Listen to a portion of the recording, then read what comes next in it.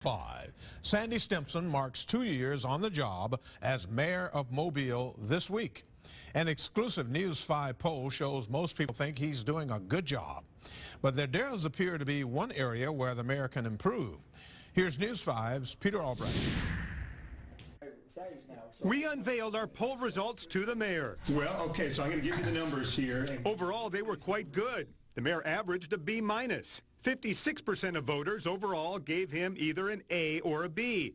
Great marks, according to our pollster and political strategist, John Gray. We can sit here and talk about how Sandy got a B, but at the end of the day, when you look at elected officials across the country, in the state of Alabama, at the top with Governor Bentley, all the way down to local elected officials, it's really hard to get a majority of people that like you, much less a supermajority, so to speak. Among white voters, Stimpson's popularity is off the charts. 79% gave him an A or a B. Of course, then you look at it at the other end, there's still a disparity, a large disparity between blacks and whites and how they view the job you're doing. Right. And Stimpson says he's concerned about his numbers among black voters.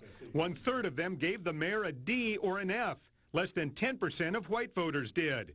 It's not surprising to some on the city council. Whenever venues come east of I-65, I have to get into the trenches and fight for it. Got to treat all of the communities the same. But Stimpson points out that 39% of black voters gave him an A or a B. Not bad, he says, since he only got about 5% of the black vote when he was elected 2 years ago.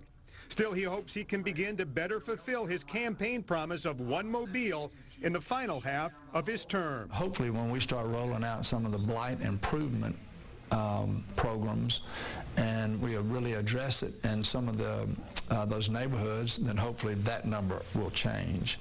And again, I think it will also change as they see that we're starting to spread this money into all the communities. The mayor says some of the seeds planted in year 2 should bear fruit in year 3, like all the capital improvement projects and the opening of Airbus. But he does admit there's a controversial issue he'll be tackling next year that could hurt his popularity, and that's the closing of the Civic Center.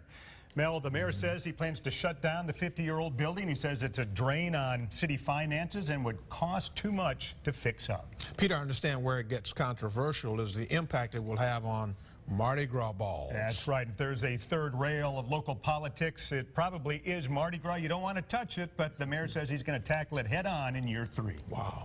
Thank you very much, Pete.